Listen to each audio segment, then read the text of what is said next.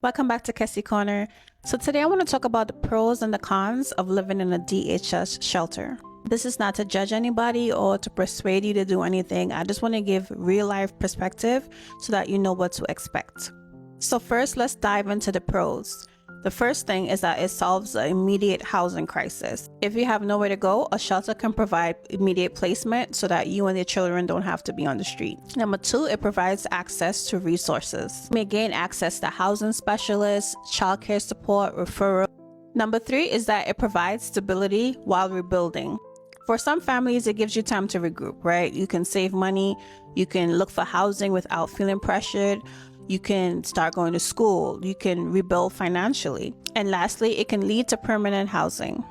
Some people get apartments through city FEPs, affordable housing opportunities, or even supportive housing. Now we're going to get into the cons, and this can vary depending on where your shelter is and the type of shelter that you would be living in. So the first con I want to talk about is privacy.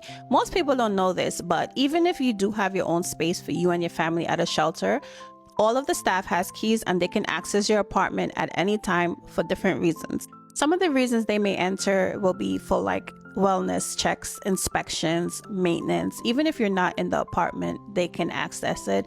And it just leaves this very uncomfortable feeling, right? Just knowing that someone can always enter your space at any time. The second con is stress and mental exhaustion. Now, it's a very stressful experience being in a shelter with your children because, you know, you have to follow the rules and you're always trying to make sure that your kids are safe. And like I said, with multiple people being able to access your apartment, it kind of puts you on edge all the time. Number three is the rules, right? So when you come in, they're going to give you all the rules for the shelter, and HRA, separately has their own rules, but you just always have to make sure that you're in compliance. They, like I said before, have inspections and curfews, appointments that you have to keep with the staff. One thing you're expected to participate in is the fire drills, and they come at the most random times.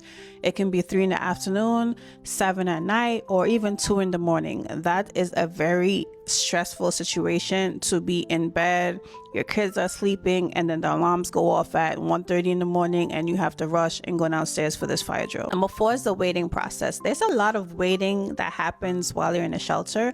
It can take months. So don't go in there thinking, like they're gonna get you out as fast as possible. No, it can take 6 months plus to get an apartment. And my last con is safety and environmental concerns. Some shelters are filthy. They're not clean spaces because of other tenants in the shelter that don't clean their spaces. Some of them are infested with roaches and mice. You have to deal with unruly neighbors. Some people blast music at all hours of the day. Some people don't throw their trash down the chute and they leave it, in the space which causes roaches and mice. But these are the things that you have to deal with when in these type of environments. Just some quick tips I want to give you. One is to avoid bringing expensive items into your space, right? There's so many people that can access your space. You just want to avoid anyone getting any ideas and stealing your stuff, right? 2, keep your space clean to avoid having roaches and mice in your space. And also know that they can pop up for an inspection at any time. So you want your space to look clean, right? 3 is to just mind your business and stay to yourself. Thank you for listening. Follow me for more information about housing and resources, and save this video, send it to whoever needs to hear it, and see you next time on Kesi Corner. Bye.